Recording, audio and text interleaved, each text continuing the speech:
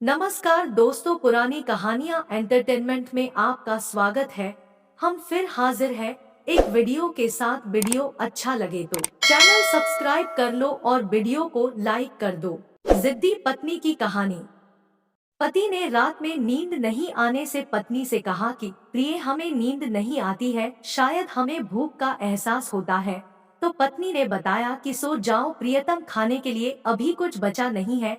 हमें भी नींद नहीं आती है, लेकिन हम भी लेट रहे हैं, आप भी लेटे रहो। थोड़ी देर बाद फिर पति ने पत्नी को जगाया तो पत्नी ने चिल्लाकर कहा कि हमें सोने दो, हमारी नींद क्यों खराब करते हो। पति ने कहा कि हमें दूध पीना है, आप हमें गैस चालू कर दो, हम खुद ही दूध गर्म कर लेंगे। फिर भी जिद्दी पत्नी उठकर नहीं आई और टिक टिक करने लगी। बोला कि आप पर हम क्यों तरस खाएं, आपके प्रति हमें कोई प्रेम नहीं है। और बोला कि आपने दीपावली में हमें खर्च करने के लिए कोई पैसे नहीं दिए, हमें कुछ लाकर भी नहीं दिया है।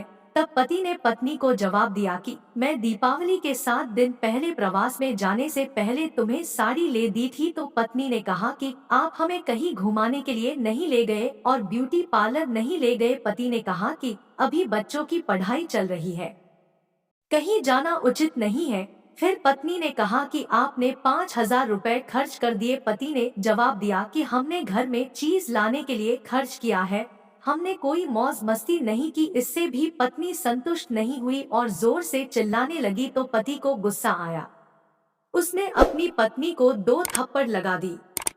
पत्नी भी होश में आई और उसने अपने पति की ओर मारने के लिए हाथ उठाया। तब पति थोड़ी घबराहट के साथ बोला कि क्या तुम मुझे पिटोगी। तब पत्नी ने कहा कि हाँ हाँ, मैं तुम्हें पिट सकती हूँ, लेकिन हमें समाज का डर लगता है।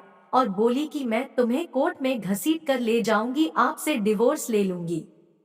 इतने में सोए हुए बच्चे जग गए और अपनी मम्मी से पूछा कि क्या हुआ मम्मी। तब माँ ने बताया कि देख, तेरे बाप ने हमें पीटा और घर से निकाल देने की धमकी दी है। तो बच्चों ने पिताजी से पूछा कि क्या ये सच है। तब पिता ने बताया कि देखो बच्चों, ये बात थी। तब बच्चों ने अपनी माँ को कहा कि माँ, तेरी गलती है, तुम पिताजी को उलट पुलट बोलती रहती हो और रोकर बुरा भला बोल देती है, ये ठीक नहीं है माँ।